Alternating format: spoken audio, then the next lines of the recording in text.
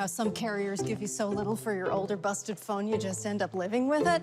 I don't think so. Verizon lets you trade in your broken phone for a shiny new one. You break it, we upgrade it. You dunk it, doggy bone it.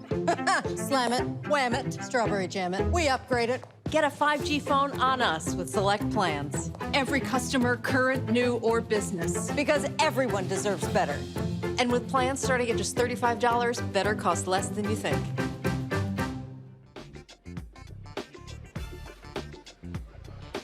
Today is Friday, December 17, 2021. Coming up on Roland Martin Unfiltered on the Black Star Network, live in Atlanta. The 2021 Cricket Wireless Celebration Bowl in less than an hour. The Southwest Athletic Conference is going to have their Hall of Fame banquet. We will talk with the Commissioner, Charles McClellan, about their honorees, but also about the expansion the conference has undergone this year. We also talk with the outgoing and the incoming commissioners of the MEAC conference as well. Also, a big announcement today. Cricket Wireless announced a 6-year extension of them sponsoring the Celebration Bowl. Also, in today's news, Kim Potter testifies on her behalf in her trial, where she was on trial for killing Daunte Wright. A lot of stuff we're going to be covering today on the show here in Atlanta, but also news of the day. Folks, it's time to bring the funk on Roland Martin Unfiltered on the Black Star Network. Let's go. He's got it. Whatever the miss, he's on it. Whatever it is, he's got the scoop, the fact, the find. And when it breaks, he's right on time and it's rolling. Best believe he's knowing. Putting it down from sports to news to politics. With entertainment just for kicks, he's rolling. It's on go, roll, y'all. It's Roland Martin, rolling with Roland now. He's funk, he's fresh, he's real, the best, you know he's Roland Martin now.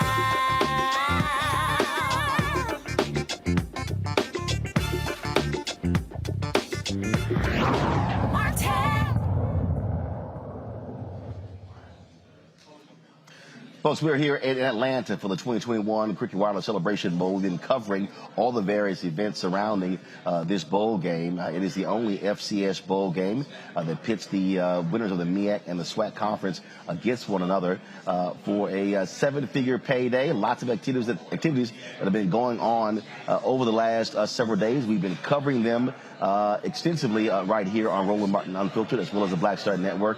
And joining us right now is the Commissioner of the SWAC Conference, Charles McClellan. Glad to have you here. Hey, thanks for having me. So this is look,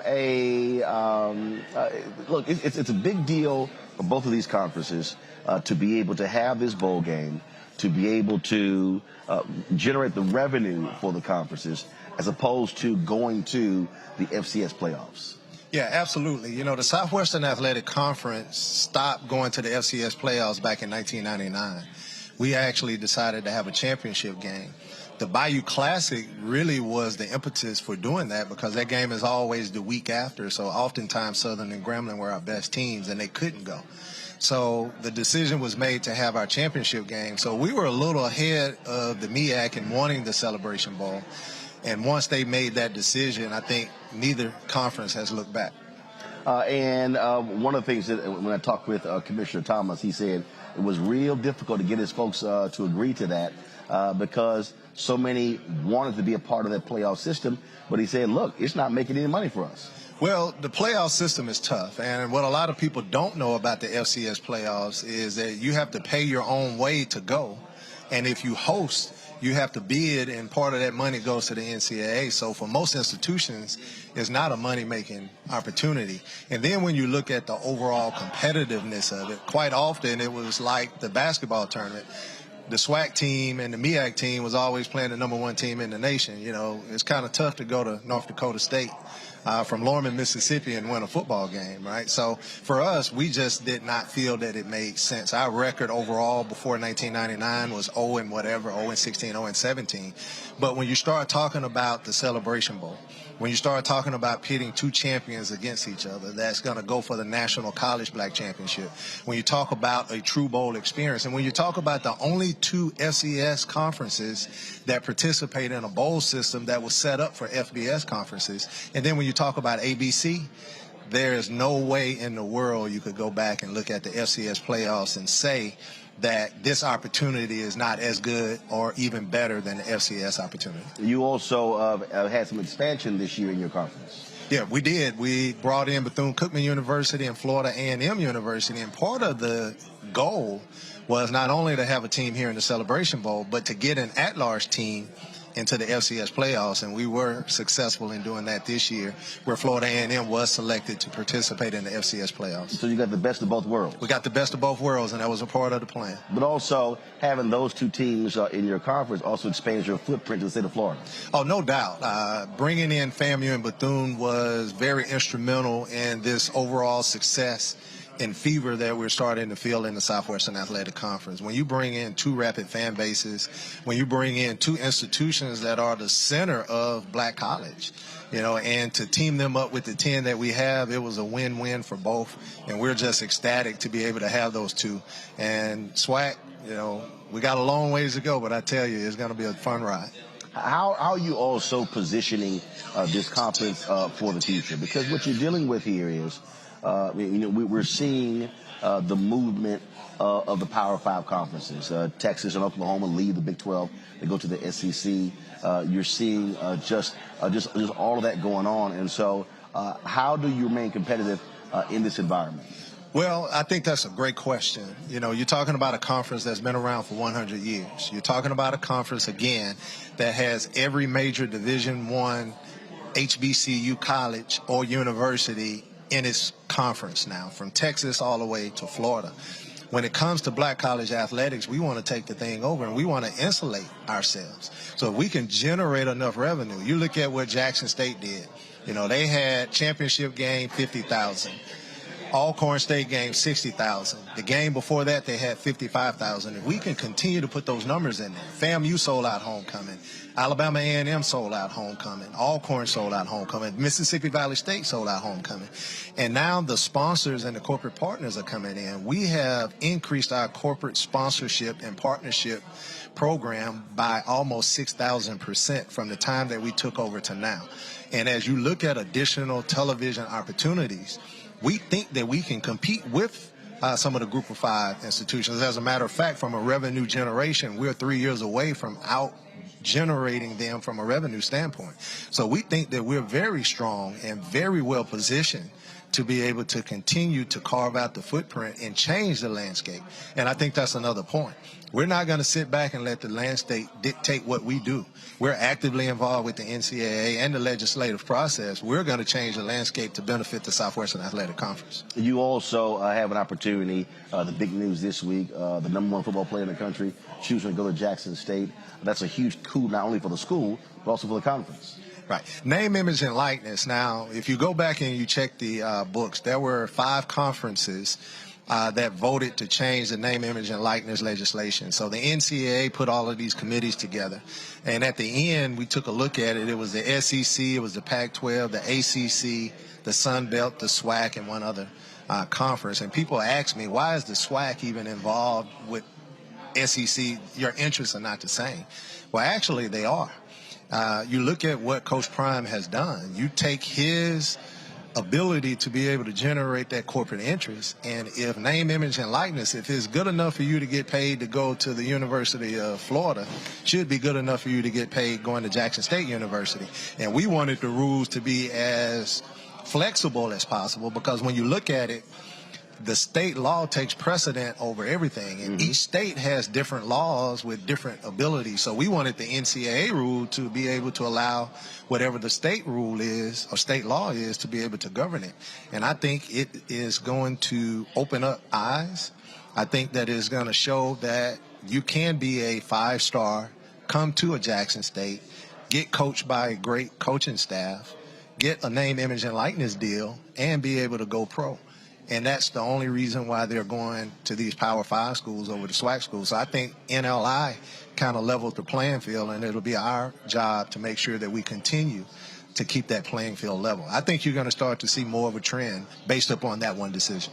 And I think what this boils down to is when we talk about, you know, what's happening with SWAC, with the MEAC, it's the building blocks of these institutions. You know, I'm always talking about how we have to build the capacity of our black institutions. No question. And Commissioner Dennis Thomas, you know, he's announced his retirement. We've had a lot of retirement talk today, and he seems happy. I'm sad, right? We're losing an icon. We're losing a voice. We're losing someone that is very instrumental. We're losing someone that has built all of this. So when you talk about expanding on where we are now, we're losing someone that's, I don't think that can be replaced. Sonia Steele, myself, we're going to work together to try to move this thing forward. And there's a lot of heavy lifting to be done by virtue of Commissioner Dennis Thomas leaving. In a little bit, you're going to have your SWAC Hall of Fame event.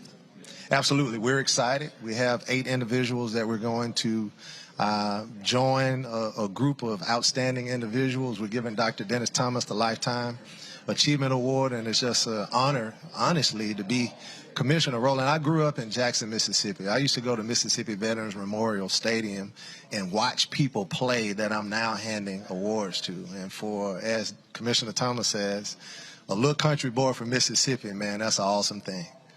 All right, then. Well, look, certainly good luck in what you're building here. Again, I'm a Texas A&M graduate, but I went to Jack Yates High School and right across the street at Texas Southern University. So I know a little bit about the SWAC, right. Being with TSU being right. there, and of course Prairie View A&M being right down the road right. From Houston as well. Well, I am a Prairie View graduate. I was athletic director at Texas Southern. What you might not know is I'm a graduate of Texas A&M. As well. So know your legacy very well. We've always been proud of you. We've adopted you as our son of Texas Southern University. A lot of people don't know that you graduated from Texas A&M. A lot of people out there think you graduated from Texas Southern. So keep doing what you're doing, and we appreciate everything. I appreciate it. We'll do. Thanks so much. All right. Thank you for having me. Thanks a lot. All right, folks, so we're going to go to a break. We come back, we're going to hear from the outgoing MEAC commissioner, but also the sister who is taking his place. We'll also show you the announcement of Cricket Wireless announcing a 6-year extension of them sponsoring this Celebration Bowl. You're watching Roland Martin Unfiltered right here on the Black Star Network, broadcasting live from Atlanta. Back in a moment.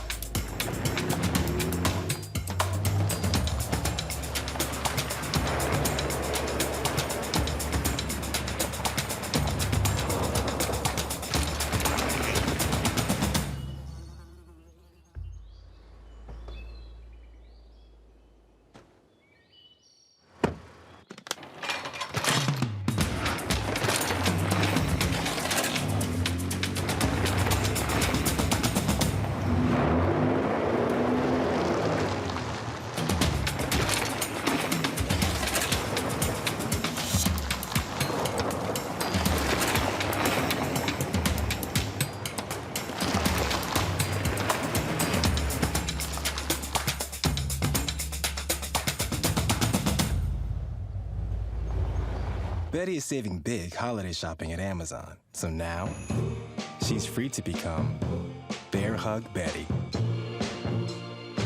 Settle in, kids. You'll be there a while. Ooh, where you going?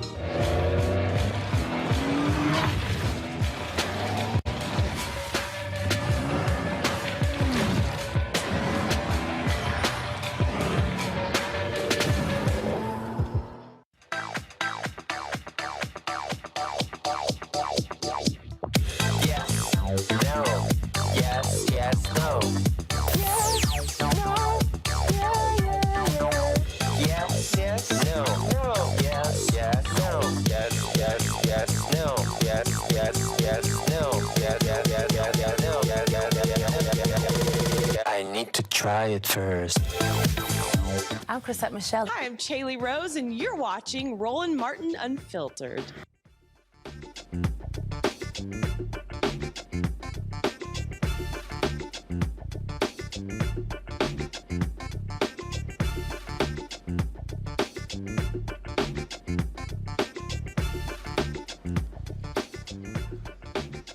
All right, folks, welcome back to Roland Martin Unfiltered here on the Black Star Network. We're broadcasting from the media room here in Atlanta, the 2021 Cricket Wireless Celebration Bowl, pitting Jackson State versus South Carolina State, the SWAC versus the MEAC Conference. One of the things about folks don't really understand most of these bowl games, they actually created to serve as tourism for cities. When you think about the Rose Bowl, when you think about the Orange Bowl, the major bowls, that's really what the system that was created. And so you talk about the significant amount of dollars in terms of bringing people to a city. And so my next guest is responsible for tourism coming to Jackson, Mississippi. How you doing? I'm doing pretty good. Thank you for having me. All right, so let's get right into this because, look, it is one thing to come here, but your job is trying to get people to come to Jackson. That's correct. How does this bowl game, the attention you receive, how does that help the city? Well, it just raises the marketability of Jackson University. And the home of Jackson State University is Jackson, Mississippi. We experienced record numbers this year for an amazing football season, which really translated to about $30 million in economic impact for the city of Jackson. And so the better the team does, the better the city does. So we work really closely with athletics to make sure that the marketability is strong and that people can understand that we have a great school, a great football program, a great athletic program, but also a great arts, culture, and those other amenities that make people want to come and visit the city. And so when you talk about that $30 million impact with them selling those games out, we're talking about hotels, we're talking about restaurants, we're talking about all of, car rentals, all of those things. That's correct. People, we sold out, the Metro Jackson area sold out, but we also sold out as far as 60, 70 miles away.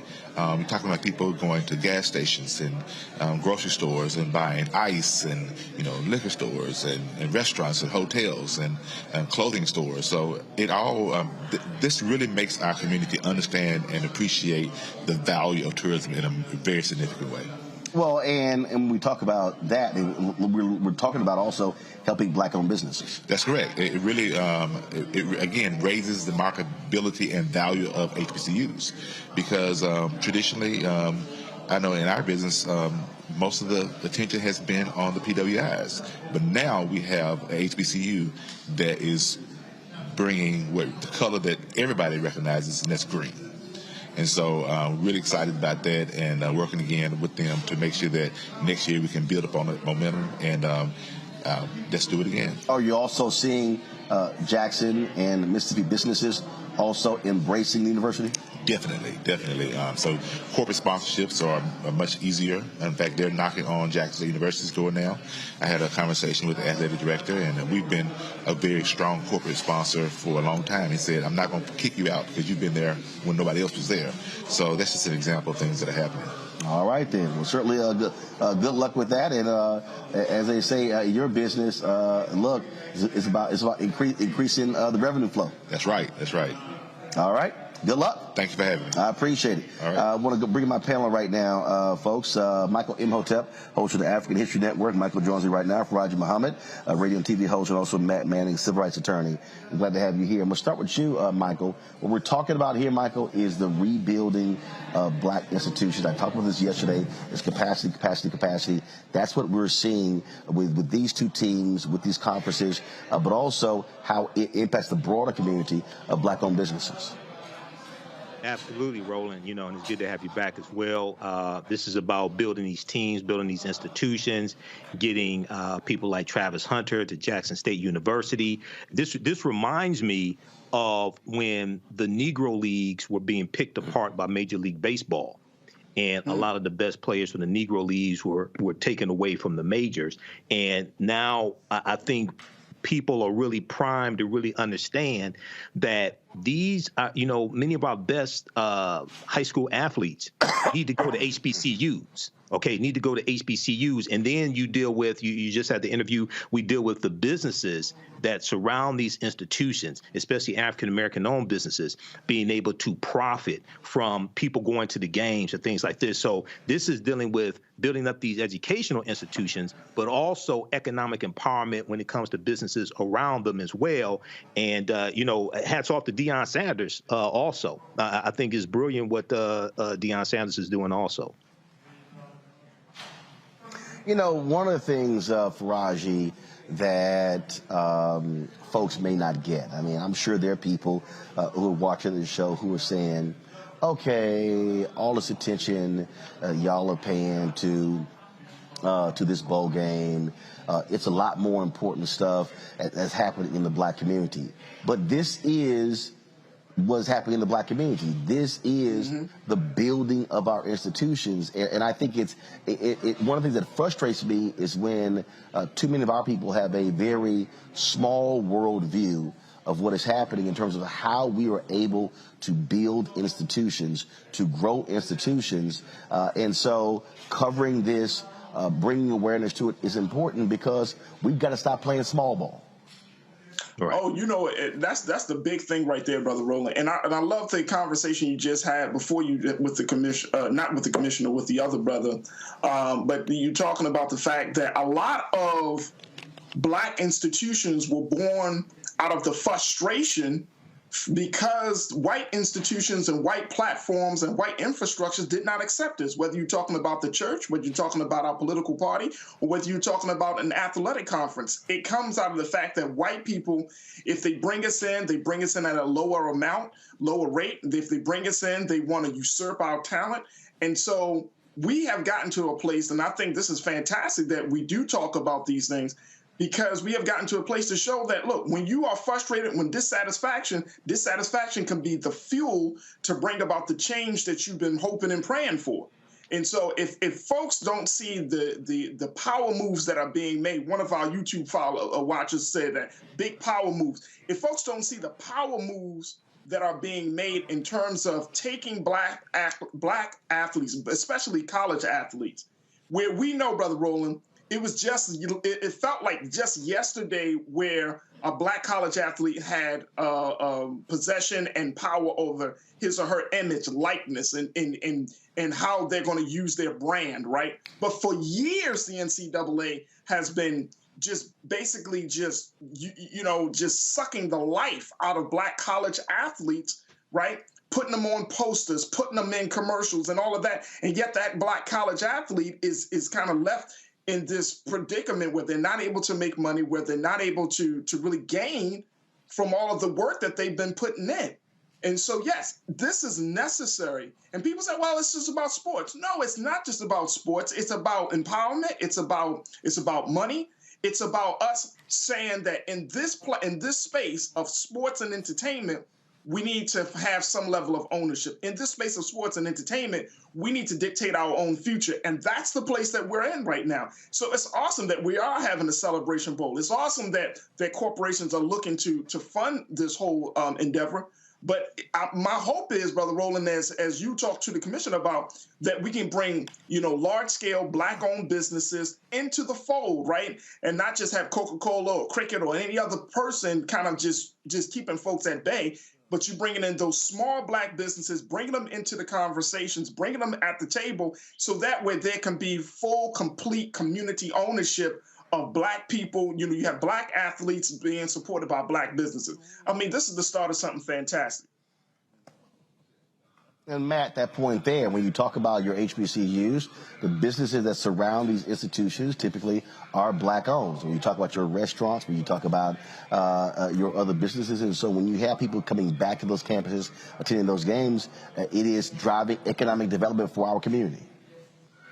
It absolutely is. And as a Howard grad, I first have to say go MEAC, but I spent many a dollar at football games and otherwise at the businesses that were around Howard and that supported myself and all the other students. And it's beyond just the economic impact. Those business owners are the same people who checked to make sure I was doing my work in school and make sure I was going to graduate on time. So it's a community that's around these institutions, and the institutions really provide invaluable resources to the community, obviously beyond the educational impact, but also the economic impact. So it's a wonderful thing.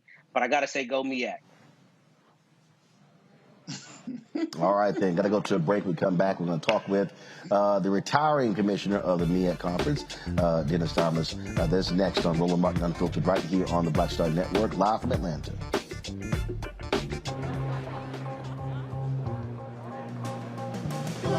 Are the stars out tonight?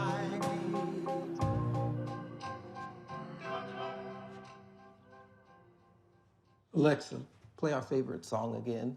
Okay. I only have eyes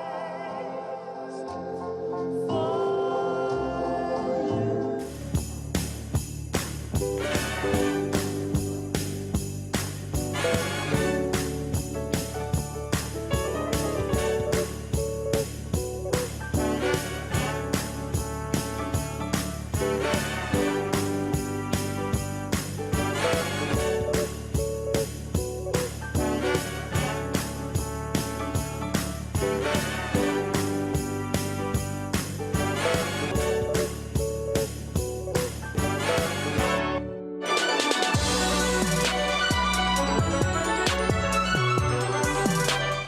I'm Eric Nolan. I'm Shantae Moore. Hi, my name is LaToya Luckett, and you're watching Roland Martin Unfiltered.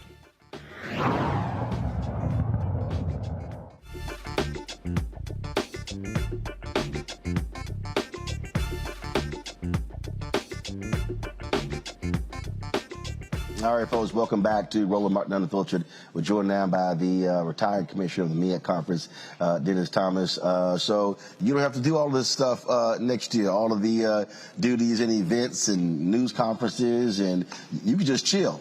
Well, Roland, it'll be in good hands. Sonia Steele, the commissioner-elect, is ready, and she's going to do a absolutely fantastic job. You should also feel good after today's announcement of the extension of Cricket Wireless for 6 years as a sponsor of this bowl. Absolutely. We are very pleased that corporate America has invested in HBCUs and in this bowl game. And it is absolutely critical that we continue to receive the kind of investments from corporate America. Are you getting calls and emails from some of your other peers saying, man, how in the heck did y'all pull this thing off? Well, I got calls in 2004 when we first asked ESPN to invest in a bowl concept that I brought to ESPN. And ESPN said sign off on it. Then I went back to my membership and was very enthusiastic about it because I thought that this was absolutely the right thing. You thought it was a lock? Absolutely. And our membership said that pump the brakes a minute, Dennis. We want to remain in the playoffs. And so this is an absolutely tremendous opportunity that we need to take advantage of. We'll have new revenue streams. We'll get branding. We'll get promotion. We get marketing. And we will also be able to recruit students, just not student athletes, to students. Give us another platform for our student athletes and coaches. And so we worked for 10 years to bring this to fruition. And the kicker was when I asked for an audience with John Skipper, who was the president and CEO of ESPN. And he granted an audience, and I asked him to come and talk to our presidents and chancellors. And he agreed to it. And then that's when we got traction. And finally, the presidents and chancellors agreed to send our champion to the postseason bowl game. One of the frustrations that I've always had in my career is trying to get many of our black institutions to be ahead of the curve as opposed to being behind the curve. For you to sit here and for it to be a decade, if you go back to it, that's a decade of revenue lost, a decade of opportunity. We saw with COVID, a lot of churches, they didn't want to do stuff online. They didn't care about it. Then COVID hit, they had no choice. I can tell you I've run 3 black newspapers. Conversations that I've had with black publishers 20 years ago, and they're trying to do the stuff now. And that's one of the greatest frustrations I've always had is trying to get our institutions to embrace going to the next level. I think that's accurate. And I know that the biggest challenge for the visionary is to get the people who will be effectuated to see the vision. And that is difficult because they can't see what you see. But you got to go about a strategy to bring them along so they can actually picture what you actually see. And see, most people can see down the highway, but a visionary can see around the corner, where normal people can't see that. Mm-hmm. And that's the difference. And you can't give up on your vision. Through all adversities, to all circumstances, you got to keep hammering away at it. Mm-hmm.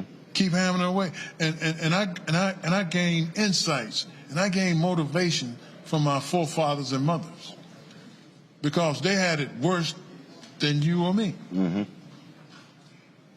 But they made it. They made it better for us. So my mindset is very simple. Don't give up on the vision because the people before you didn't. And you owe it to them not to give up. Where do you want to see the MEAC and the SWAC in this bowl game 10 years from now? I want to see a sold-out stadium. I want to see corporate America continue to invest. And I want to see students all across the globe seeing our institution as a viable option for an education. Not just, see, this is bigger than a game. In my mind, it's bigger than a game. And you got to look at this from a holistic perspective. How does this advance our messaging for all of our institutions? How does this advance our mission? And we have to, and we must become more diverse if we're going to stay relevant. And we just can't be all black anymore. We still can maintain our mission, our goals and objectives, but we have to serve all of America in order for us to grow, in order for us to sustain our stability, in order for us to be better to corporate America and improve our value not only to our community, but to our world. When you talk about leaving, what's the one thing you're going to miss? Relationships. I got in this business to make a difference with student athletes. And relationship with student athletes has always been on the forefront. And developing student athletes to be better people. And also, you have to understand people talking about getting your degree. That's great. That's the bottom line. But you have to be educated. A lot of people with degrees are not educated. Okay? Now, you want to take that holistic approach where you are inculcating and imbuing these students to their fullest potential, God-given ability. Now, that's what we should all be about. And whatever that takes, then we have to have the right strategy to implement that. And that strategy different from campus to campus, from individual to individual. Now, that's, in Dennis Thomas' humble opinion, what we should be about. All right. Well, look, we are looking forward to, you getting the Lifetime Achievement Award from the SWAC, the Hall of Fame there.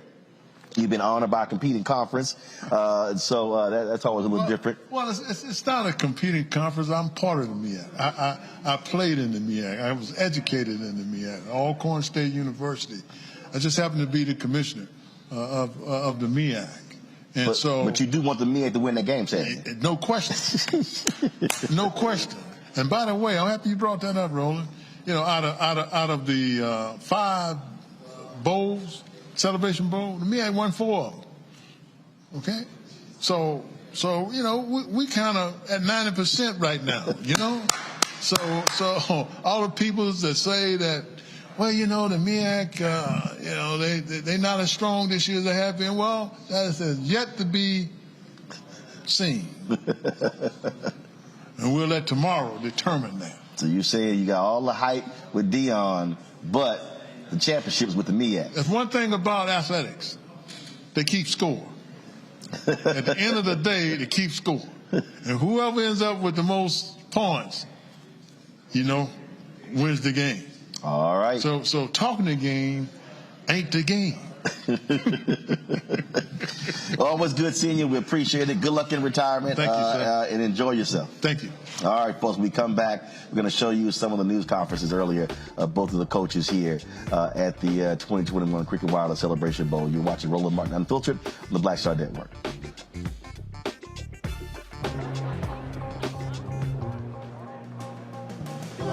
Are the stars out tonight?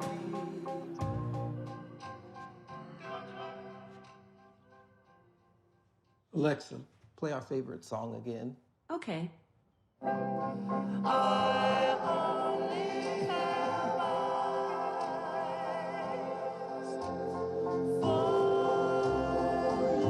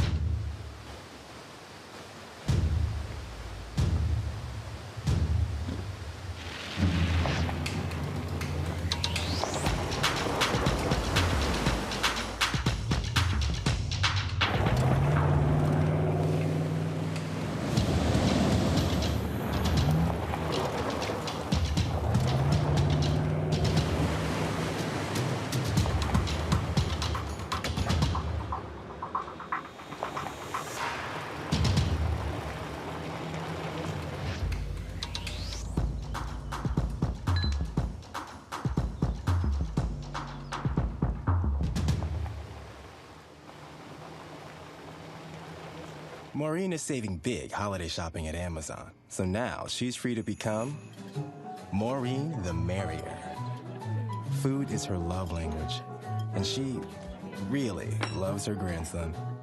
Like, really loves. What's up, y'all? I'm Will Packer. Hello, I'm Bishop T.D.J. What up, Lana Well, and you are watching Roland Martin Unfiltered.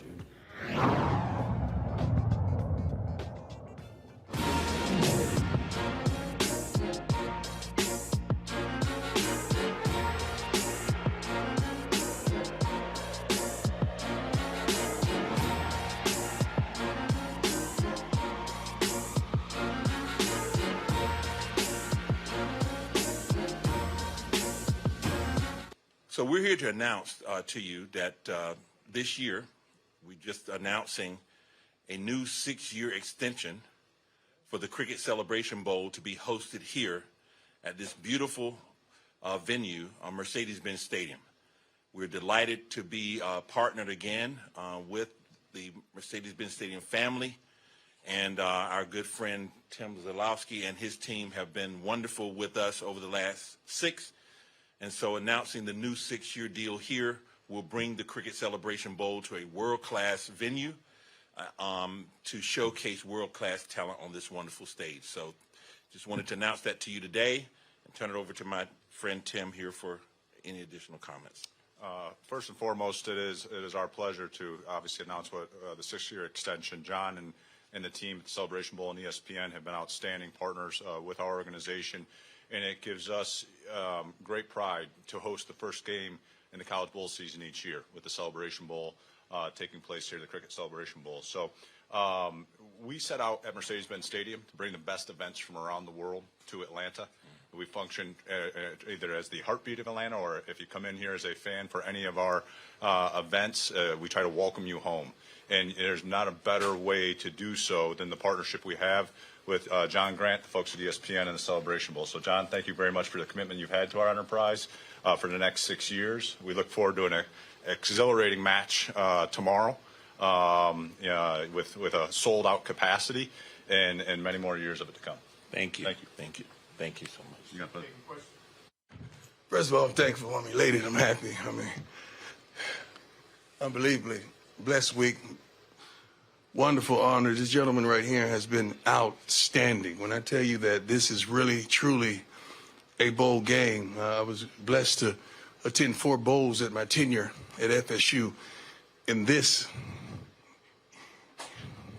if I say this is the best one, they're going to think I'm trying to hate on FSU, especially with the recent actions. But this has been a great bowl week. It's unbelievable. I can't wait, and I'm excited about the game.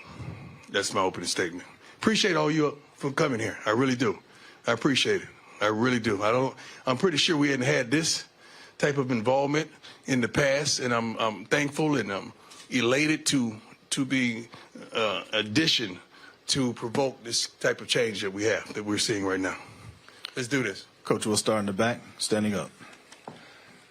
Coach Sanders, Tolly Carr with HBCU Game Day back on the riser. Right here you go. Hey, my man. Good. How you doing, sir? Great. Powerful week with recruiting and Travis Hunter, and just we've all seen that. I'm wondering for you, the amount of power that gave him and that he showed the country, and the amount of power that Jackson State and other HBCUs are starting to show. What does it mean for you to be involved with people and a movement that becomes bigger than themselves and they start to see that power? Well, I'm pretty certain that this is why I'm here. I'm pretty certain this is why God led me to Jackson State University, to HBCU, to the SWAC. I'm pretty certain that's why. I tried to tell you, nobody wanted to listen. You thought I was just running the mouth. And it was not that. I truly believe. We stand by that word, I believe, and we truly believe that it's going to be a change. Everything I've done in my life, I provoke change. Why not now? You think I was just going to be a head coach and there's no change and we continue to do the same foolishness that we've done? We're not going to do that anymore. It's a systemic cancer that we got to get rid of. We got to stop. We got to stop. We got to change every darn thing that we can possibly do. This is a new kid. This is a new generation. This is a new thing. and we got to be open to change. And that's all we've done at Jackson State with the help of our beloved AD, Ashley Robinson. We provoke change in every aspect of the word. I was originally committed to FAU, and a couple weeks after that, that's when my dad got the job at Jackson State. So we was just walking around each other at the house, and I just got to the point where it was, all right, Pops, talk to me. Like, what is it? So then we sat down, we talked about it. He never recruited me doing it, though. Like, I was on the calls with the other coaches. I was already at the school, and then I just felt like it was the best situation for me. And my whole recruiting process, I wanted to go somewhere and play right away. I'm not going for go there, sit a year, learn from this guy. I feel like experience is the best thing in learning. So I knew regardless of wherever you go, you'll have the attention and have the spotlight wherever. So I just felt like this was the best place, and for our people too. Shedeur, can you explain in your own words what's special about the HBCU experience? I mean, you see it. You see just the fans, just everything coming to fold now. I just remember picturing walking to the empty stadium and just looking around, just praying, like not knowing what the season has to come. And the magnitude of everything we're doing now, it just really showed that God's real. Shedeur, you talk about the decision you made to come. You know, you were a 4-star. You were the highest recruit at that point.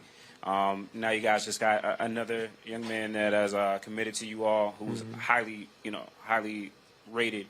Just talk about, what it is. You said you guys chose to come to Jackson State, and now he's chosen to come to Jackson State. What do you think it is that makes those young men who their father isn't the coach, what makes them want to come to Jackson State? I mean, just seeing how real it is. I mean, you guys are teammates. It's not a relationship with my pops where, okay, I get special treatment and stuff like that. Like, I'm human too. Like, I'm a regular player too. So I feel like just the players and just teammates seeing how everything's so genuine and how down to earth our coaching staff and coaches is, and they understand what it's like to be one of us in our situation. Guys, thank you all for coming. Appreciate you coming to check on us. We've been going through a neat week here at the Celebration Bowl. I got to first thank all of the sponsors, all of the operational folks, starting with John Grant.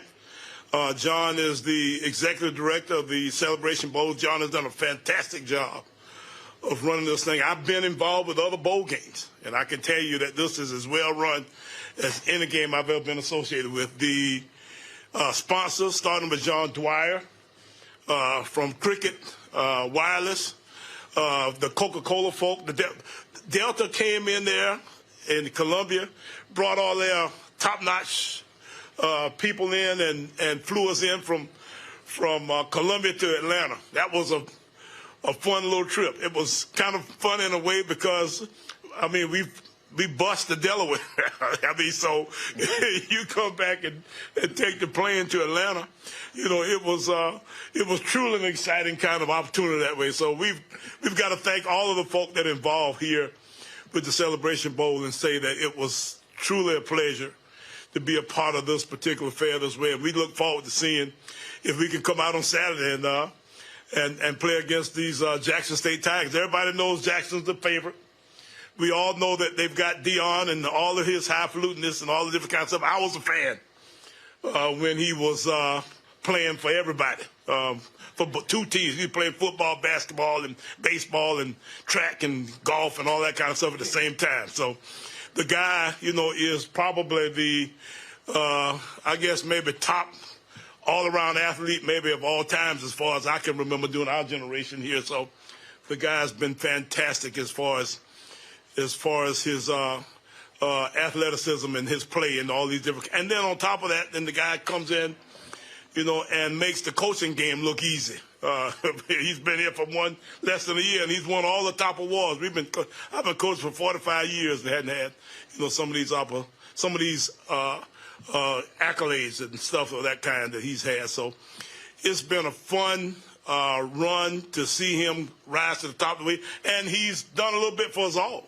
I got to be honest and say that I'm sure some of the numbers that we've had as far as the record ticket sales and that kind of stuff are somewhat, I guess, dependent upon the fact that that he's got there doing what he does. But South Carolina State folk have done a nice job themselves. We've been extremely excited about this thing. The build up from the time that we won our conference to now, has been tremendous in the way that our fans have gotten excited about and done, a great job of coming together and being a part of this thing too. So I'm looking forward to seeing our fan base out there against their fan base, along with the fact that our team is going to be against their team. Our band is going to be against their band. So this is going to be a fun experience for us all. So I'm looking forward to this and many, many more Celebration Bowls to come, because I think we've got something here. I think we've got a model that might be good as ever. Y'all ready for me to shut up? Rick?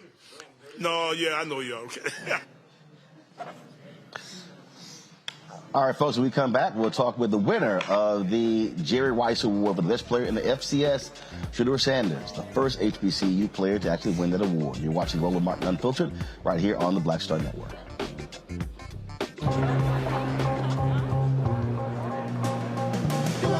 Are the stars out tonight?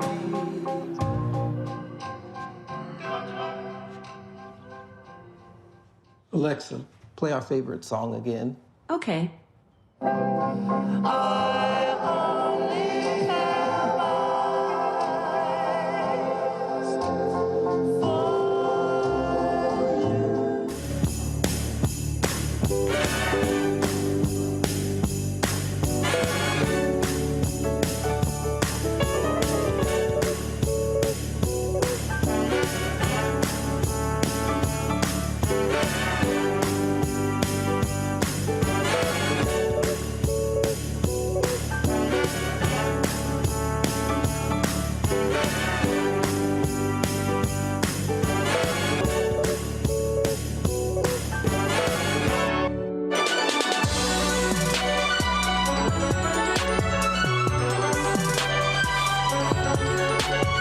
Know who Roland Martin is. He got the ascot on, he do the news. It's fancy news. Keep it rolling. Right here. Rolling. Roland Martin. Right now. You are watching Roland Martin Unfiltered. I mean, could it be any other way? Really? It's Roland Martin.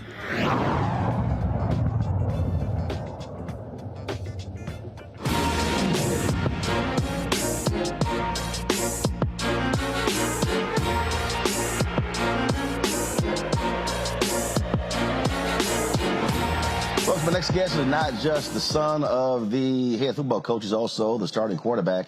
And this week found out that he is the winner of the Jerry Rice Award for the best player in the FCS. The first time a HBCU player has won that award, named after HBCU great from Mississippi Valley State, Shedeur Sanders. How you doing, Doc? I'm doing good. How are you? So how does that feel, being the first one? I mean, first is named after Jerry Rice. Yeah, I mean, who else could have won it? Who else could have won it? You saw what I did out there. You saw the numbers I put up, and really the team. So you see what team I got around me. Have you heard from Jerry Rice? He was a teammate of your dad's in San Francisco. I spoke with him in the past.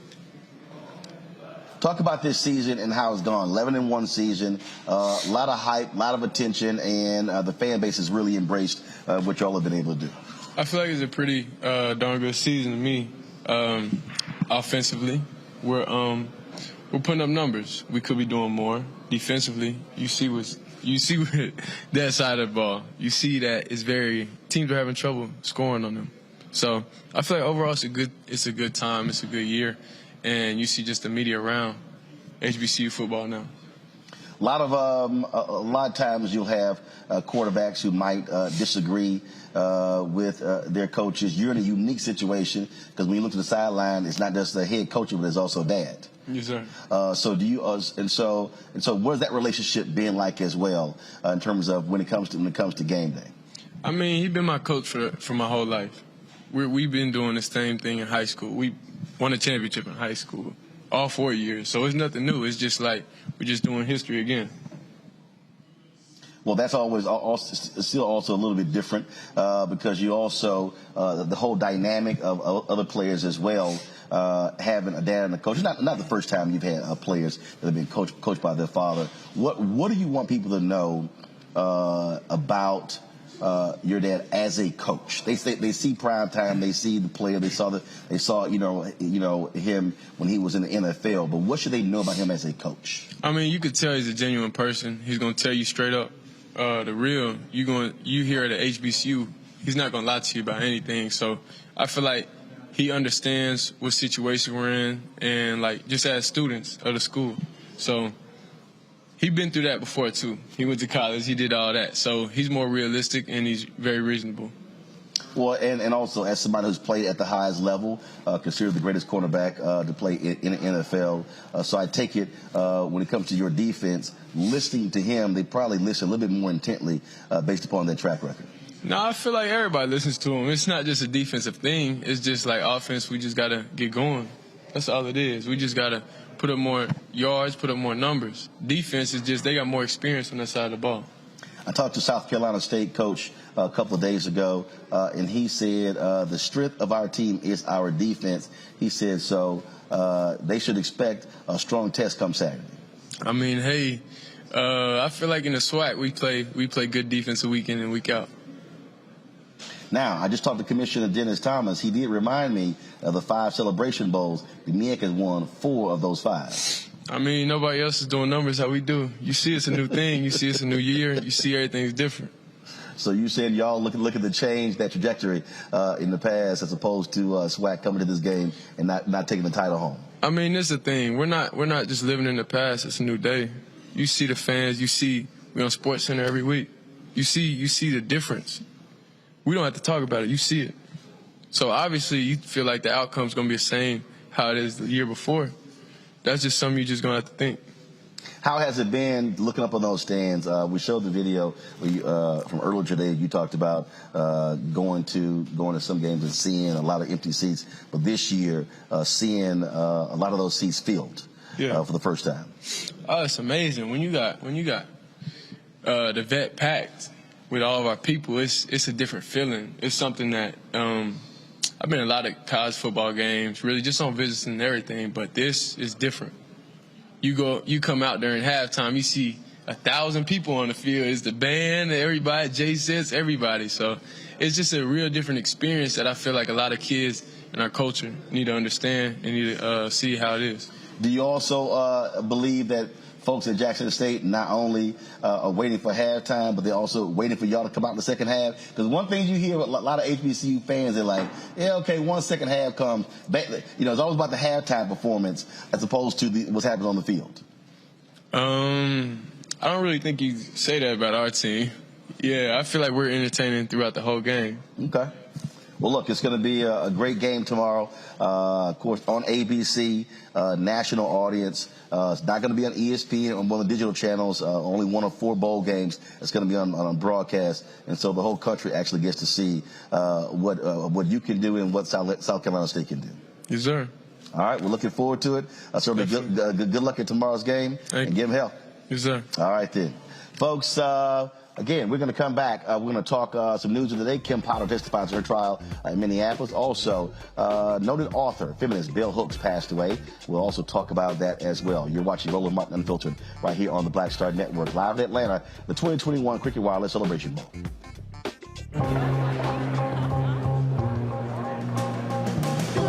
Are the stars out tonight?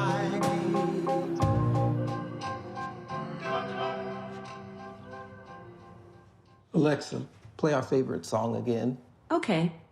I only have eyes for you.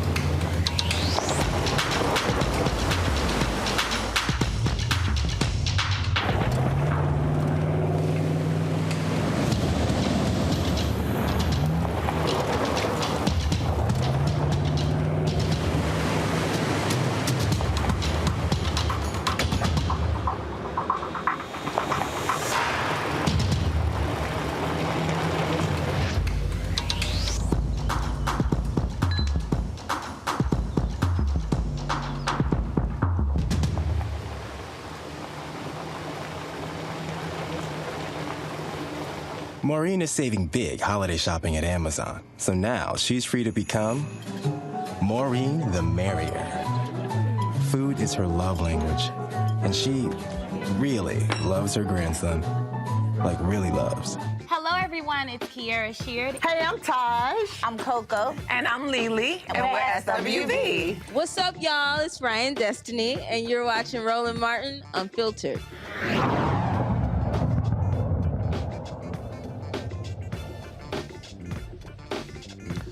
A couple days ago, acclaimed author and feminist Bell Hooks passed away at the age of 69. Of course, her real name was Gloria Jean Watkins. She took her name as a testament, nod to her grandmother. She, of course, focused on topics about feminism and race. She won a number of awards, including the Writers Award from the Lila Wallace Reader's Digest Fund, was named one of the nation's leading public intellectuals for the Atlantic Monthly, also was inducted into the Kentucky Writers Hall of Fame.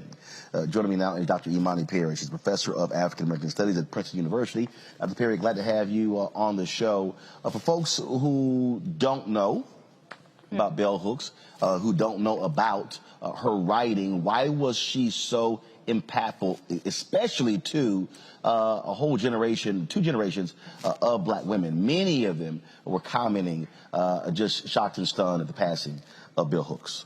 Yeah, well, first of all, let me say thank you for having me and thank you for spending the time to talk about her. She was an incredibly brilliant woman, an author of literally dozens of books.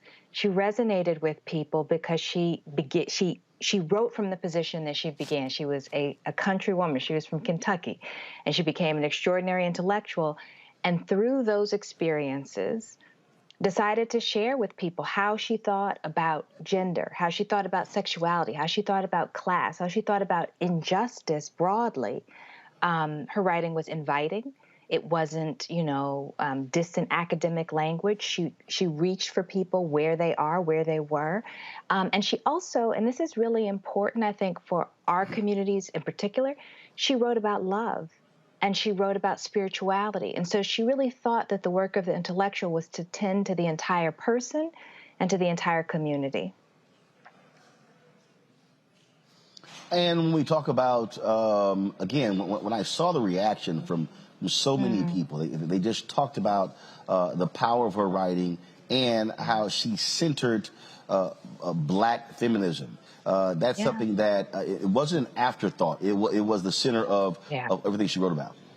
Yes. I mean, black women were at the center of her calling. And she took the name of her great-grandmother and put the name in lowercase to emphasize. She was interested in we, us collectively, our people, our community, black women's legacies in particular. But she didn't, for her, that was an entry point to thinking about the entire world. So for her, being a black woman wasn't limiting. It was actually a perspective from which one could understand the world in extraordinary ways. But you always, when you opened her book, you knew that you were being seen, that you were being recognized, and that you were important as a black woman reader. But I also think it's really important to say, she loved black men dearly, and she talked about wanting to tend and care for black men as well. I'm bringing my panel, Michael M. Hotep. I want to start with you, your thoughts on Bell Hooks, and also if you have a question for Dr. Imani Perry. All right, thanks, Roland. Thanks, Dr. Imani Perry, for coming on today and teaching us more about Bell Hooks. This is a big loss as well. She wrote 40 books translated into 15 different languages. I posted about her death on the African History Network fan page. The question I had, Dr. Imani Perry, and I know you're the person that asked this too, when we deal with and hear about feminism or black feminism, oftentimes African American men are automatically off-put by it. And this has caused factions in the movement for issues pertaining to African Americans. How do we continue to push for issues that are beneficial to African Americans while at the same time not denouncing African American women when they talk about issues that are specifically impact them? Oftentimes when they bring up issues that impact them, they're told that they're being divisive and you should just focus on black issues, not black women issues. How do we move forward? together? Well, that's a hard question to answer. I mean, I think Gloria, and I called her Gloria instead of Bell Hooks. I mean, when she wrote the book Feminism for Everybody, she was trying to respond to that. I think, my perspective is I think Black liberation is for all Black people. And so one of the ways, so we shouldn't think of our interests as competing, but we should think every sector of our community deserves to be tended to. And that there is no hierarchy in our communities, that we all deserve care. I mean, if there is one, it is our babies come first, right? And so, so that's the ethos. I understand there are a lot of sort of tensions, that we are a complex people. We have differing politics. We have differing perspectives. We're not going to all agree. We're not going to have the same idea about liberation. But I do think if we start from the perspective that we care about all members of our community, that helps. Okay, thank you. Faraji? Oh, I can't hear you. Faraji, we can't hear you. Gotcha.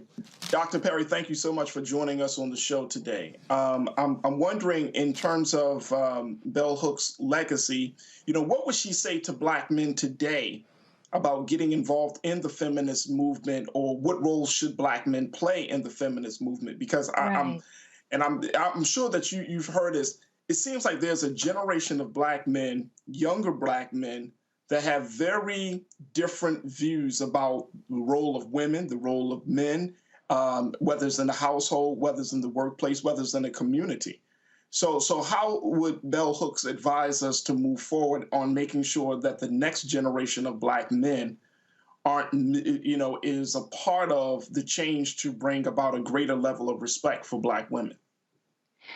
Well, I mean, I think, and I feel pretty confident saying this because, I spoke to her over the last several years, and everybody, changes and grows. But I think consistently what she tried to talk about was being aware of the very particular kinds of oppressions that all folks in our community experience. So it's hard to, ask people to join a movement without also recognizing what they're experiencing, right? How they might. So I think for young Black men, in the ways that young Black men are targeted and demonized, right? That's also part of the struggle for liberation. And she was very attentive to that. So it's not a sort of, bring you into one side. It's actually bring us all into recognizing each other. Now, that said, she didn't shy away from challenging sexist attitudes and ideas in ways that not everybody liked all the time, but in ways that people found difficult.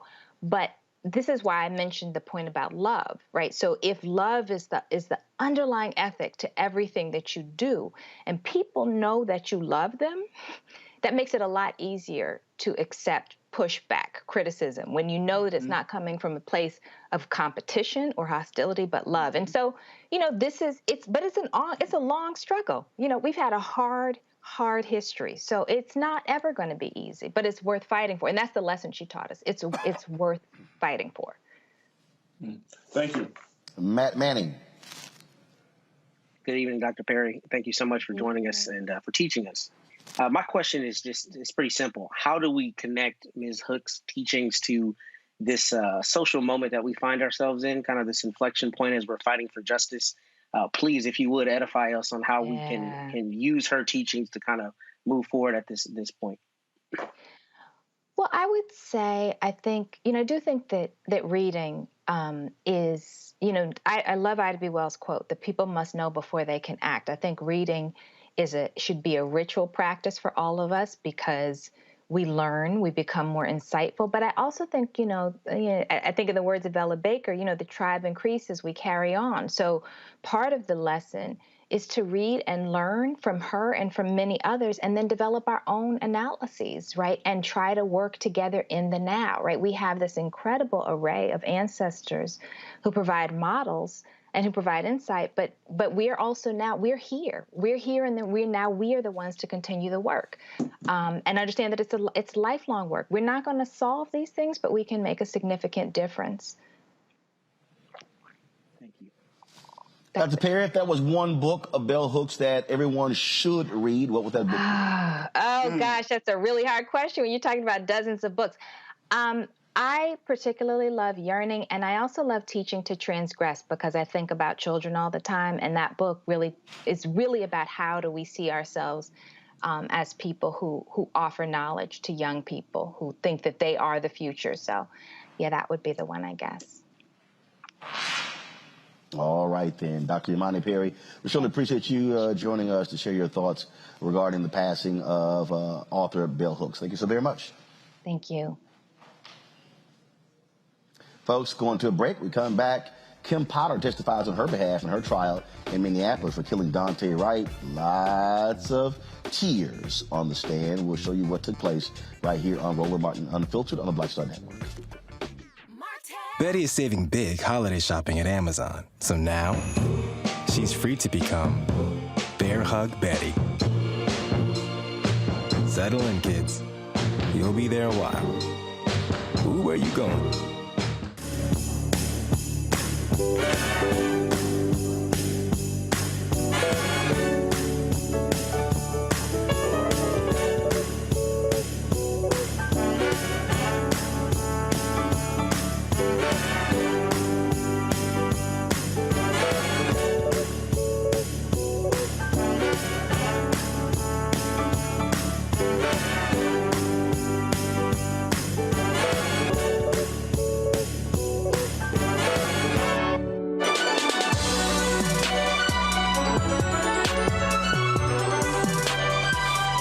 Hi, I'm BB Winans. Hey, I'm Donnie Simpson. What's up? I'm Lance Gross, and you're watching Roland Martin Unfiltered.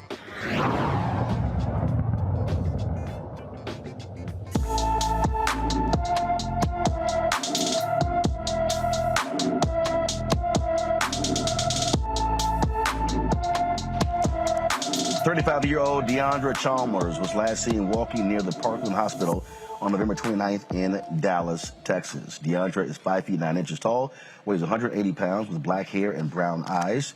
She was last seen wearing a black sweater and black pants. If anyone knows of Deandra's whereabouts, please contact the Dallas Police Department Missing Persons Unit at 214-671-4268, 214-671-4268. Today in Minneapolis, the former Brooklyn Center police officer on trial for fatally shooting Daunte Wright took the stand on her behalf.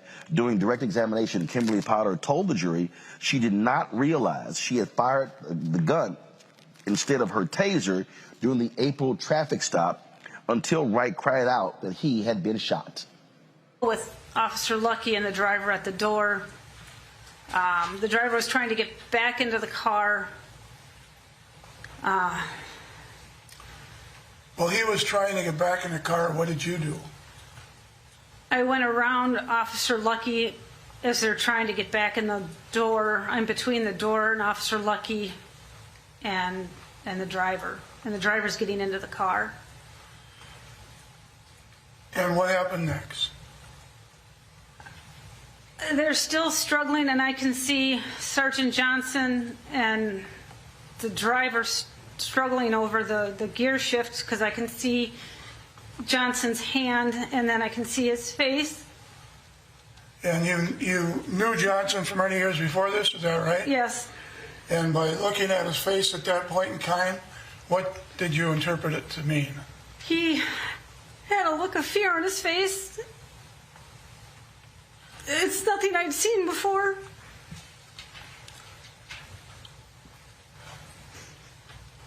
Did you say anything when you saw this? What did you do? We were struggling. We were trying to keep him from driving away.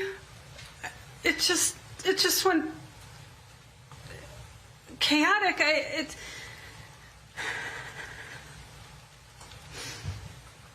And then I remember yelling, "Taser, taser, taser," and nothing happened.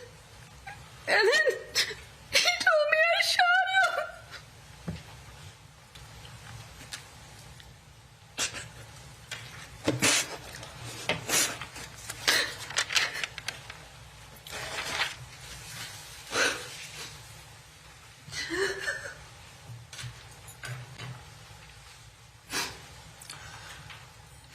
Can you proceed, or you? Yes. On Mr. Wright, did you? No. Never saw a gun. No. He never threw a punch. Right? No. Never kicked anyone. No. Never said, I'm going to kill you. No. Never said, I'm going to shoot you. No. Never said, there's a gun in the car and I'm coming after you. No. Okay. It's not uncommon in your experience to find someone who has a warrant during a traffic stop, right? It's not uncommon. And you've done hundreds of traffic stops in your career, correct? I don't know if hundreds, but yes, I've done plenty of traffic stops. And gross misdemeanor offenses are not the same as felony offenses. Fair?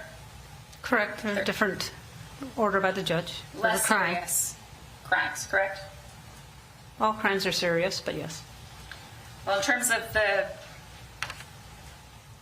laws of the state of Minnesota that you're duty-bound to enforce, a gross misdemeanor is a lesser offense than a felony, correct? Yes. In court in this case, a conversation about the Wright brothers. You made a comment about the Wright brothers joking about not the ones that fly, right? Yes. And then any concerns about whether there was some other Wright family in the area? Sergeant Johnson told you not that family, not this situation, right? I wasn't sure who they were. Okay. Your aid and communicate information to other officers, right? Yes. And it's part of your job to assist those who are hurt or injured, true? Yes. And to communicate to other officers what you know about a particular scene, right? Yes. Give them whatever information you can to help them do their jobs, to help render assistance, things like that, right? Yes. But you didn't do any of those things on April 11th, did you? No. You stopped doing your job completely. You didn't communicate what happened over the radio, right? No. You didn't make sure any officers knew what you had just done, right? No. You didn't run down the street and try to save Daunte Wright's life, did you? No. You didn't check on the other car that had been hit, did you? No. That all happened just down the road from you. Yes. You were focused on what you had done, because you had just killed somebody. Right? I'm sorry it happened.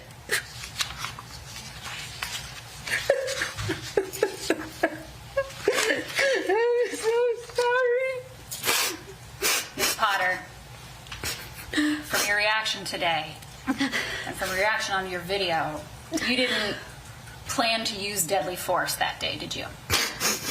No. You didn't want to use deadly force, did you? That's irrelevant. If she planned it or wanted it, it's a constructive offense. The objection is overruled. No. Because you knew that deadly force was unreasonable and unwarranted in those circumstances. I didn't want to hurt anybody. You didn't want to hurt anybody. No. And that's why you said, I'm going to go to prison. I don't. That's 3 times now, Your Honor. Repetition. All right. The objection is sustained. Ms. Potter, you know the difference between left and right, don't you? All right, Matt Manning, I want to start with you. I mean, is there a plausible defense? Oop, my bad. A little bit, to an extent. But I'll tell you this. Let me first say, everything in a courtroom is intentional. For all your viewers out there, they have her dressed this way purposely. I'm sure her attorneys told her, if you get emotional, do not stop, crying. All of those things are, unfortunately, what lawyers try to leverage in front of a jury. And here, if you look at the picture, they've made her look as homely, and I mean no disrespect, but as homely, as maternal, as accessible. We're talking Minnesota, right? So this is all intentional. And I say that in support of saying, if you notice, she didn't even use Daunte Wright's name. She continued to say the driver. I guarantee you her attorneys want to depersonalize Mr. Wright and make it seem as though she's just a good officer doing her job. But I would say here, the tears are for fears. They're to try to impart to the jury the idea that she was so afraid for that, a couple things are happening. One, she was afraid for her own safety, but the ancillary thing is that she was afraid for the safety of this other officer. They're trying to establish a defense of third person defense that'll essentially say, even if she wrongfully shot him, she's within the bounds of the law because she had a reasonable apprehension that her other officer was going to be hurt. Now, we know that's cockamamie because, in fact, she reached for the wrong weapon, which is absurd if you've had 26 years of training. But in terms of making people think, there is, I think, a chance that at least one juror will, potentially bite that argument. And that's what viewers need to know. In the criminal justice system, a conviction has to be unanimous. So they can get a hung jury off one person buying what we're seeing here, which I think is a pretty good acting job, but it's all intentional. And that's very important for people to know that I think that's the defense they're going for. They're trying to attack the intentionality, which is why you hear her saying so frequently, I didn't mean to do it. It wasn't purposeful, trying to say it's an accident. And even if it isn't an accident, it's okay because I feared for my other officer's safety. That's what you're seeing at play here. The issue here, Faraj, is, I didn't mean to do it, but somebody is dead as a result of her actions. Yeah, I mean, absolutely. That's the big issue. But I'm wondering how much does the part of her screaming out taser, taser, taser will play into this? I mean, and Matt, I think you're making up some excellent points, saying that from everything, the way she's dressing and to the emotion. But I mean, the part that she says taser, taser, taser, I can't personally get past that. I'm wondering if that is going to be like the Achilles heel of this case, where she's not going to be prosecuted to the fullest extent of the law because she announced taser, even though she reached for her service revolver, her service weapon. So I'm wondering, you spoke about intentionality, the intention behind this whole situation. The intention seems to be a huge part of this whole case because she said taser. You can clearly hear it on the video. But then at the same time, as the prosecutor said, that you didn't reach out for the other folks. You didn't see what happened to Daunte Wright. You didn't see what happened to the other cars. I mean, the intention is certainly a big part of this. But that one little piece where she says taser, taser, taser, I'm thinking that just might be a situation that to give her just a little leeway in the minds of those jurors. I don't know. You know what I mean? We have dealt with, and we've talked about it endlessly on this show, many cases where there have been those small lines, small details that have often been kind of like disregarded. But in this case, it's still hard for me to see that there's going to be justice served for the family of Daunte Wright just because she yelled out taser, taser, taser. Matt, Brother Roland, am I wrong on this? May I have permission to respond? Well, also is just so sick. Yeah, Matt, go ahead. I was just going to say really quickly, I think that's a great question, but I think the intentionality here is precisely the issue insofar as that's what she's saying. I was trying to reach for my taser. I didn't have the intent to do this act that actually caused his death, is what I'm getting at. So that's, I think, what her defense attorneys are trying to attack, because generally homicide statutes, manslaughter statutes are going to have an intentional element. And that's exactly what they're lobbying for. Not only was this not intentional, however, even if it was intentional, she had a defense of third person statute or defense. And the way that works very quickly is generally you're entitled to a defense if there's a scintilla or a very small amount of evidence showing that you should get an instruction in a jury charge, which is why they asked her all those questions about the other officer on the other side of the car. That's what you're seeing them try to establish right now. The thing here, Michael, that when you watch this, her attorneys have already laid the groundwork by saying, if she's found guilty, they want the judge to sentence her and not the jury. But we also know in many of these cases, juries give the police officers extreme benefit of the doubt. And so it's not clear cut that she's going to be convicted in this case. No, it's not clear cut. Now, the prosecution did a really good job today And as I said before on the show last Friday, I knew she was going to break down crying on the witness stand. They had her dressed like a soccer mom today to get some sympathy also. But, you know, what's really, it's a number of things that are really damaging.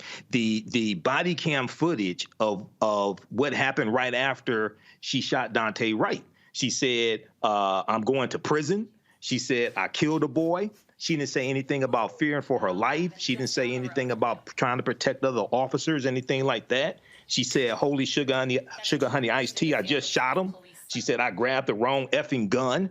I shot him. Okay. But then the prosecution today went on to talk about how, so, you know, after Daunte Wright was shot, the car drove off. It hits another car.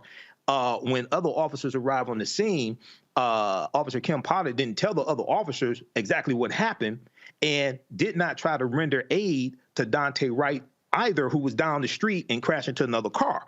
So, yeah, you know, a lot came out today, and we know the defense rested today as well. So it's not clear cut that she's going to be convicted, but the prosecution did a good job. I really don't think a lot of her testimony today really helped her.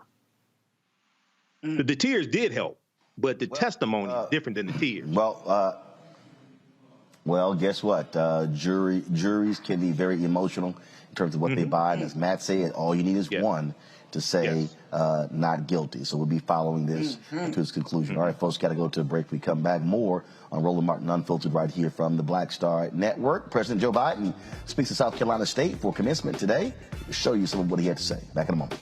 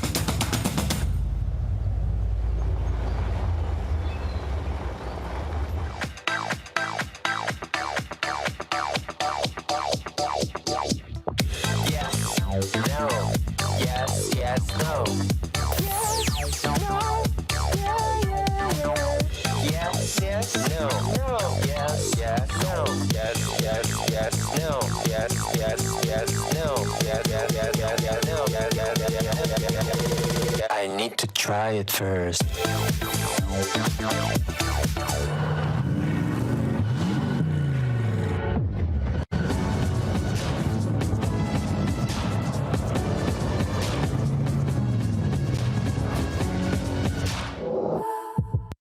I'm Chrisette Michelle. Hi, I'm Chaley Rose, and you're watching Roland Martin Unfiltered.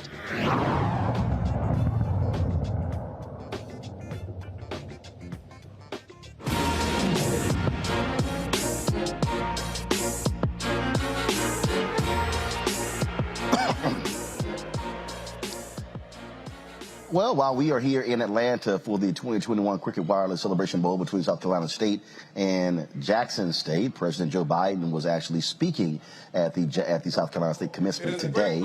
Congressman Jim Clyburn, who's a graduate of South Carolina State, did not walk across the stage when he finished it a number of years ago, but got a chance to do so today. And, of course, you know, was paid back by having Biden come back and speak, considering it was Clyburn who made it possible for him to win the nomination. Here's some of what Biden had to say. Anything like the unrelenting assault on the right to vote. Never. I don't think any of you have on this stage ever seen. Not a joke. And folks, you know, as John Lewis said, it is the only, without the right to vote, there is no democracy. It's not just about who gets to vote or making it easier as we used to try to do to make people eligible to be able to vote. It's about who gets to count the vote, whether your vote counts at all. Folks, I was chairman of the Judiciary Committee for a long time. At the end of my stint, before I became vice president, I was able to pass the extension of the Voting Rights Act for 25 years, and guess what? And convince Strom Thurmond of South Carolina to vote for it. No, not a joke. I thought we're finally beginning to move. But this new sinister combination of voter suppression and election subversion, it's un-American. It's undemocratic, and sadly, it is unprecedented since Reconstruction. Vice President Harris is leading the efforts for us, but on the anniversary of Bloody Sunday, I directed every single federal agency in the United States government to promote access to voting, and each agency is heading and heeding the call. HBCUs have helped produce 40% of all the black engineers in America. 50% of all the black lawyers in America. 70% of all the black doctors and dentists in America. And 80% of all the black judges in America. Folks, I see HBCU excellence every single day in my administration, and I'm not exaggerating. Vice President Harris, my cabinet, Michael Reagan, Administrator of the EPA, senior White House staff across my entire administration, graduates, I'm here to congratulate you, but also to let you know that your country, this is not hyperbole, is counting on you. They're counting on you to turn the dial at a moment we have a chance to do it. And that I'm committed to doing everything I can to make real the promise of America for all Americans, for all of you. That's why my administration has delivered $5 billion so far to HBCUs just this year. Just this year. And more to come. Because there's nothing you're unable to do if you have the product. If you have the laboratories, if you have, well, a lot of these HBCUs aren't endowed like these other universities.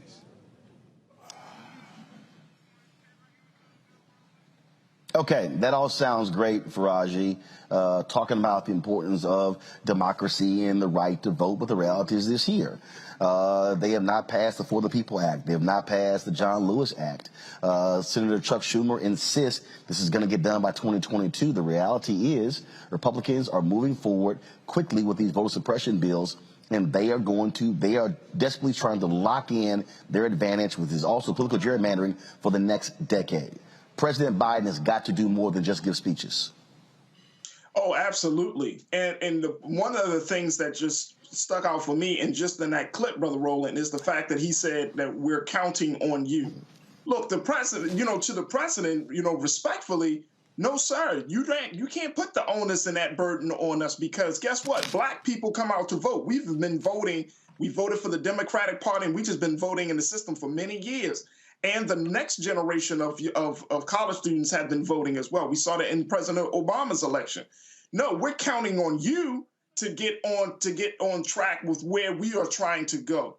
And it's all good. Yes, you can boast $5 billion to HBCUs, but HBCUs the infrastructure is crumbling and the resources are drying up. So $5 billion is good, is a good start. But these HBCUs, if you want to there's a difference between managing and then actually putting money to take this thing to the next level. And so HBCUs need more support. I mean, they need it's like a mandate every year that they're going to get billions of dollars, just as much as we do other colleges, just as much as we do countries like Israel and other places. There needs to be that level of mandate and that level of commitment. The final point is that, look, what are you asking us to do in this moment?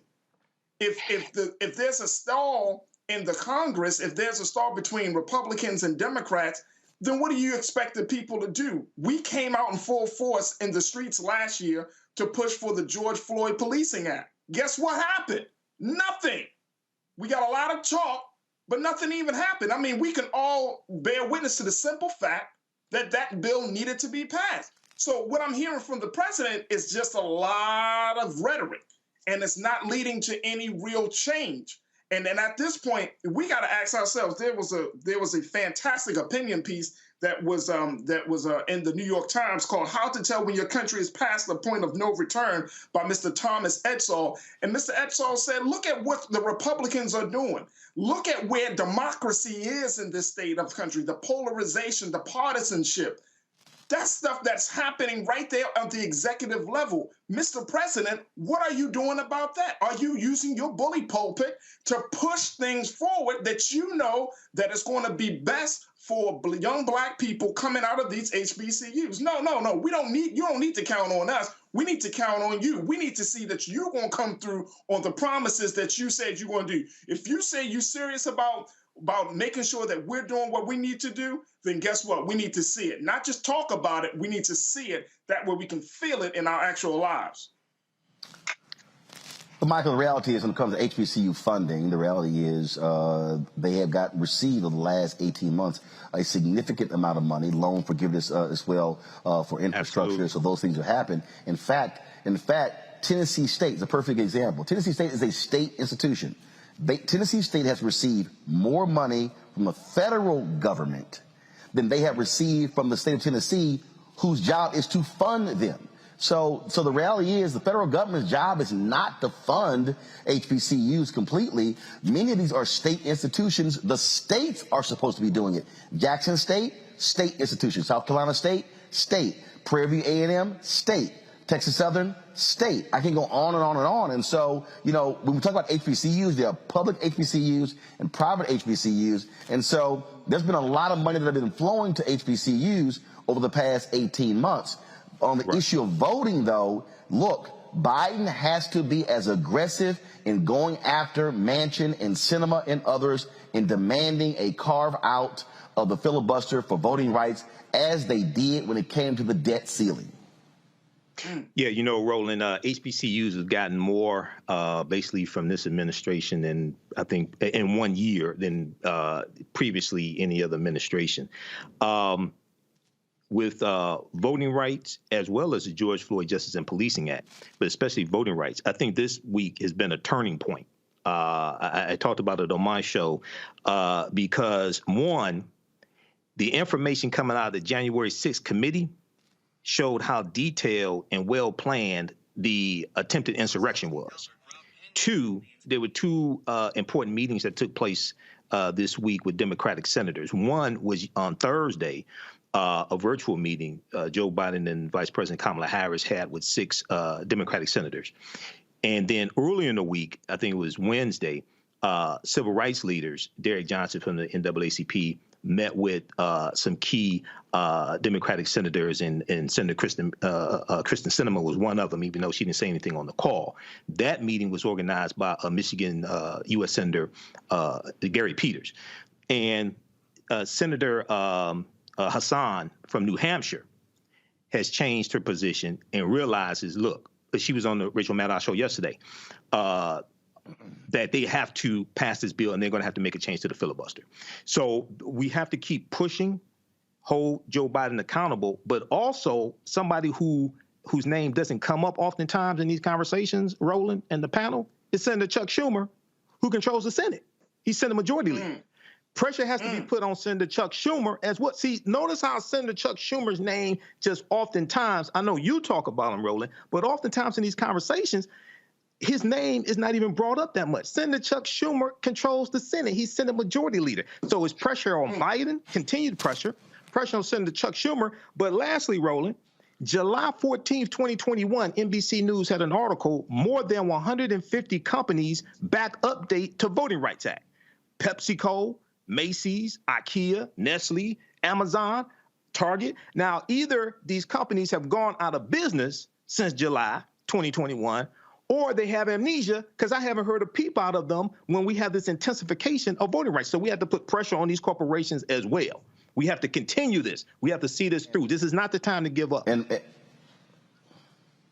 Matt, on that particular point, these major law firms supposedly were going to be dedicating resources to fighting for voting rights, as Michael said, these companies as well, and they've all been MIA. And this is what I've said to civil rights groups like the NAACP. This is not just about having meetings. This is why you got to have public pressure. This is why the NAACP, with its 2,000 branches, should be throwing up pickets and protests in front of these corporations and these major law firms saying, "Where are you?" Okay, look. Black Voters Matter, they've been out there. Poor People's Campaign, Reverend William Barber, Reverend Liz Theo Harris, they've been out there. For these civil rights groups, look, stop having the inside meeting. You got to have the external pressure on this administration and the United States Senate.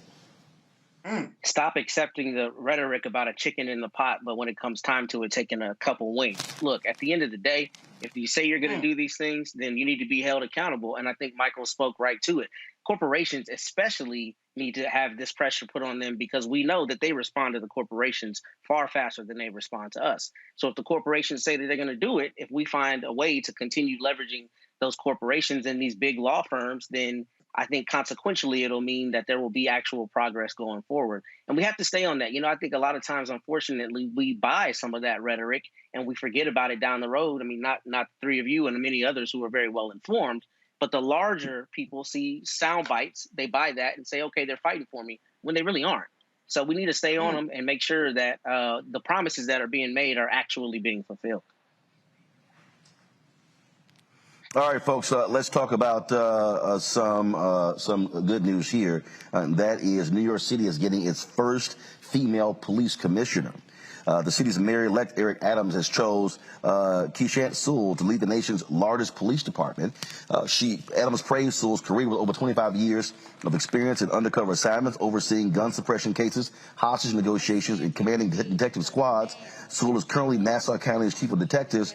She was promoted to the position in September 2020, becoming the first black woman to hold that role. She's not the first African-American to lead the department, but she indeed is the first woman to lead the department. So congratulations to her on that pick. Also, President Biden has nominated Sandra Thompson to be the permanent director of the Federal Housing and Finance Agency. If confirmed, she'll be the first woman in that particular role as well. Thompson is currently the acting director of the agency, which oversees Freddie Mac and Fannie Mae mortgage companies. She has extensive finance and government regulation background and also worked at the FDIC. Vice President Kamala Harris is pushing a new initiative to eliminate lead from homes and other buildings. The Biden administration, they pledged to remove all lead pipes in America in the next decade. Lead is built into our cities, it is laid under our roads, and it is installed in our homes. And that is why we decided to launch this action plan here in this House of Labor. Because unions know how to do great things. And it is right there in the original motto of the AFL-CIO, labor conquers all. So we need your help to conquer these challenges. We need your help to make millions of homes, schools, and workplaces safe for everyone. And we need your help to make sure this is the beginning of the end for lead in America. So let us get to work.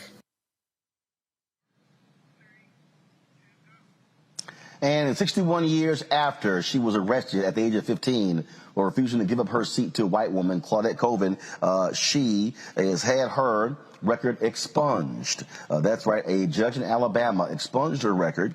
She was arrested, of course, for refusing to give her seat to a white woman. Her run-in with the law happened 9 months before Rosa Parks' case and was part of a Supreme Court case that ended busing segregation. Colvin was sentenced to indefinite probation after her arrest and conviction.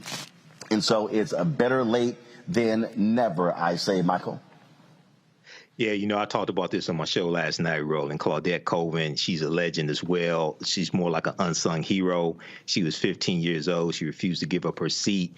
She had, she was charged. One of the charges was assaulting a police officer. Now, what's really important to understand is that the Supreme Court case that you mentioned, Browder versus Gale, She was one of the plaintiffs, Aurelia S. Browder, Mary Louise Smith, Susan McDonald, and Claudette Colvin. The attorney was Fred Gray, who you've interviewed, Roland. They filed that lawsuit. It went all the way to the U.S. Supreme Court, and that's what ended segregation on the buses. So she is really an unsung hero. She deserves more credit as well. No disrespect to Sister Rosa. Rosa deserves all the credit. She had to leave Montgomery, Alabama, because she was getting death threats, and Representative John Conyers gave her a job here in Detroit in his congressional office. But Claudette Colvin, I'm glad this is for her. I'm glad this expungement happened, and hats off to the sister as well. She's an unsung hero. Matt Manning, your thoughts? I just think it's wonderful. It's far too late, of course, and some of it is optics. But I'll say I had the great pleasure of meeting Fred Gray when he came here a couple years ago, and he's a titan. He's literally one of the people that inspired me to become a lawyer, and a civil rights lawyer at that. I mean, he was 24 years old defending Dr. King and those who were fighting for our rights, with violence in their face. So I think it's a brilliant thing, and I'm glad for it. She joked that she's no longer a juvenile delinquent at 82, so I appreciate her humor about the situation. But it's unfortunate insofar as, it's another sign of the optics. A lot of times, it has to be 66 years, an entire lifetime, before they expunge her for this, her crime for this injustice. I think that's problematic. But outside of that, I do think it's a good thing, and I'm happy for her. And I'm happy for the fact that Alabamans and the state decided that this is something that needed to finally happen, because I think it's emblematic of showing, look, we're going to hold you to account to fix even past injustices. So I think there is a value in that. Final comment for Raji. Just real quick. I agree with both Brother Michael and Matt. It's just really sad that at this point, it's hard to celebrate 66 years. It's like, damn, man, it's just hard to celebrate. You can't even really, all you can do is just say, okay. That's it. There's no celebration. Our dear sister, 80 in her 80s. At this point, she's not a threat to anyone. And you mean to tell me that the state of Alabama couldn't have done this 25 years ago, 40, 30 years ago, 40 years ago? It's and I'm with Matt on this. It's a lot about the optics. We are talking about Alabama. Yeah, well, that's true. I'm just saying. And we're from Texas. Make an excellent point. That's a great point, Brother Roland. But I'm just saying, it's like a Pyrrhic victory at this point. It's just okay, I'm happy it's happening. I'm glad it's got done. But that woman had to carry that weight for pretty much damn near her whole life. So at this point, in her golden years, may God bless her with many, many years to go, but pretty much in her golden years, it's not going to really make a difference. This is not a win for Alabama. This is not a win. This is a slap in the face, because it took you 66 damn years to do the right thing. So it's all right, gentlemen. And I'm glad. Gentlemen, I appreciate it. That is it for us. We're going to be broadcasting live tomorrow from the Coca-Cola Fan Zone outside the Mercedes-Benz Stadium here in Atlanta for the 2021 Cricket Wireless Celebration Bowl. Game time is at noon, so we'll be live at 9 a.m. Eastern tomorrow right here on Roland Martin Unfiltered and the Black Star Network. Michael, Faraji, Matt, thanks a bunch for joining us today.